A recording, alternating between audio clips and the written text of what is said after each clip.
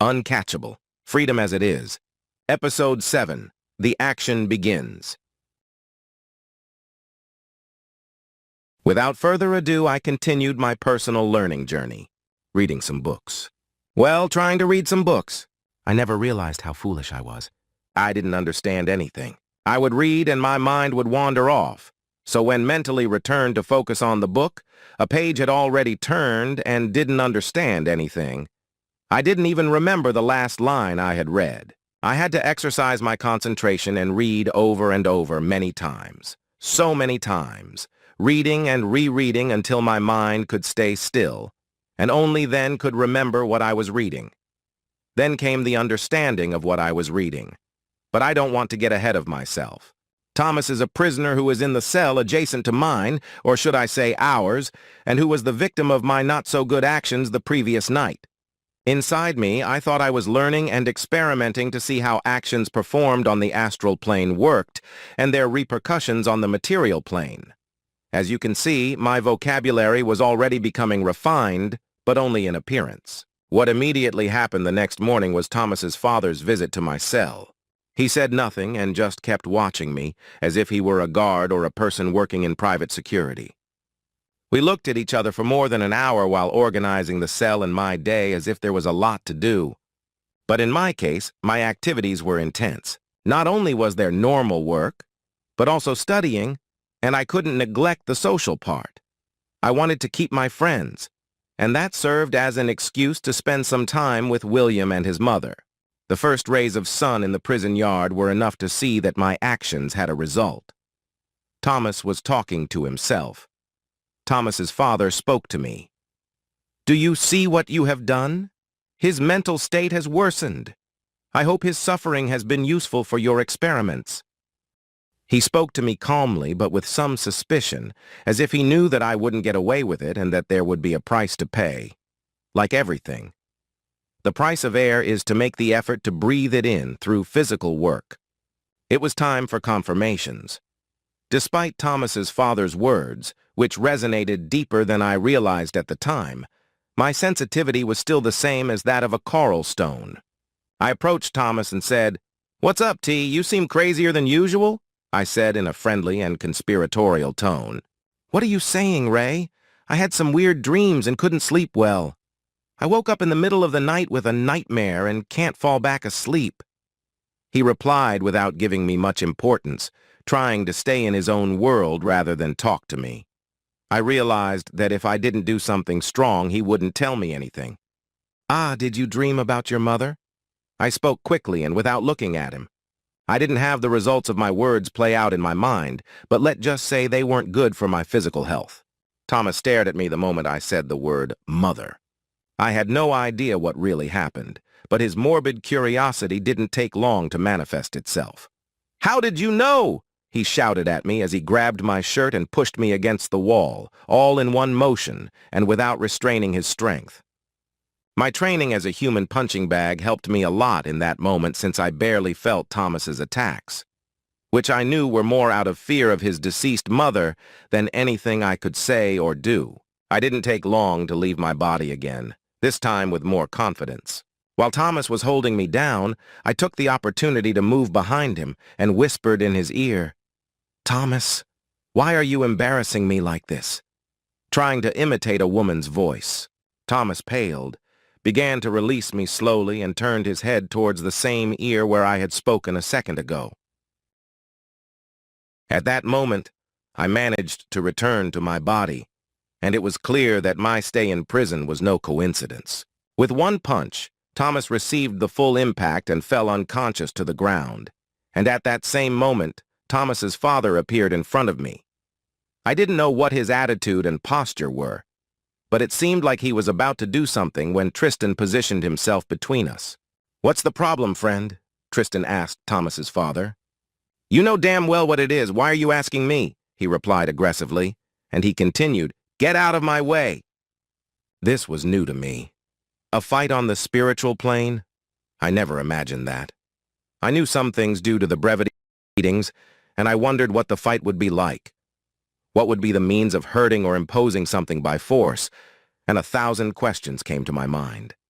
Suddenly the idea of force presented as the most important question. Hoping to get some answers, Tristan stepped aside and said, "Okay, friend, give him your first punch." The problem was that the line of vision was directed towards me, so I thought, what kind of defense is this? Tristan will let him hurt me. Thomas's father gathered his strength as if it were a fighting video game and prepared to hit me again. "Very good strategy, my friend. Do as Jesus taught us," Tristan added. I don't know how to explain this, but when the name of Jesus was spoken by Tristan, the air turned a light but intense pink. In his attacking position, Thomas's father only turned his eyes towards Tristan's figure. He closed his eyes, sighed, looked again at Tristan, and then at me. He approached Thomas, observing his state of health as if he were seeing it. Tristan called his bodyguards, although I'm sure he didn't need them, but I called them that to explain myself. The bodyguards tended to Thomas, giving him energy with their hands and performing other techniques that I cannot describe for lack of analogous terms. Within minutes, Thomas woke up. I thought to myself, here we go again. Thomas was completely energetically and emotionally unbalanced. He looked at me like a zombie and whispered, "This isn't over, Ray. I want answers." "You don't need to wait. Here they are." I hit him again, knocking him out, and he fell once again like a sack of potatoes. Now I had gone too far. I had never seen so much spiritual and material movement until then. Tristan looked at me in disbelief, and Thomas's father had transformed into a muscle-bound demon and was being contained by Tristan's bodyguards. Behind me, an imposing voice said, "Enough for today, Ray. I'll take you back to your cell whether you like it or not." It was Armando's voice, who had been brought by Estella through intuition. I knew that if I resisted, I would have a hard time. I observed everyone. I wanted to see who was who in a way. All eyes were on me, but like a general, I kept my head high and my position proud. To this day, I couldn't understand why I did what I did. Thomas was never a trustworthy person and always had something up his sleeve to take advantage. He was one of those people who, if he had to throw you off a cliff to survive, he would. We're in a prison, so it's not surprising. I wanted to make my position clear. Thomas wasn't a saint, and I needed to learn how the spiritual world worked. I needed a guinea pig, and if it was someone that no one appreciated, even better. My theory wasn't so far off. No one approached to see what was happening from a material perspective, and although the tower guard observed everything as there was no significant bloodshed, prison life continued with its routine. As I left with Armando, I saw that Thomas would continue lying there for a while since no one noticed what had happened. Tristan, Estella, and Thomas's father were waiting for me in the cell. As I approached, I asked rebelliously, "Why do I keep seeing them now?" I wanted them to disappear, but I knew that closing my eyes wouldn't change anything. Like everything in life, there are advantages and disadvantages. It occurred to me to look for some pill and fall asleep for 3 days or so. When I had everything prepared and about to take it, my spiritual tormentors disappeared. The first thing I tried was to go back to the patio. When I went out towards the corridor of the cells, I could see Armando walking away and next to him Estella looking at me, letting me know that my day outside the cell was over. Okay then, I swallowed the pill and lay down. My rebellion was complete. As sleep overtook me, I knew I was losing this invented war against myself.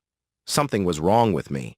Why was I so badly behaved that it didn't even serve as a strategy?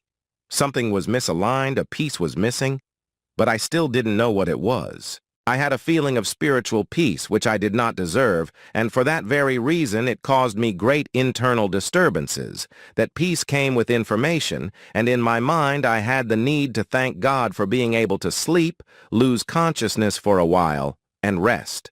Until then, not even by chance did I appreciate being able to sleep safely, turn off my senses and disappear from time and space. My reflections carried me, and that was the first time I thanked God from my heart. I felt that the Creator loved me. Really?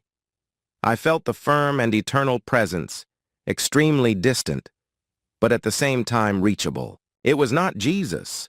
It was not Estella. It was something direct, without intermediaries. The creator of the universe was interested in me. I felt like something constant that never goes out, always available. It was like a phone that was always active. It's hard to explain, but I didn't get much further. Sleep overcame me, and I surrendered to it extremely grateful. I slept soundly.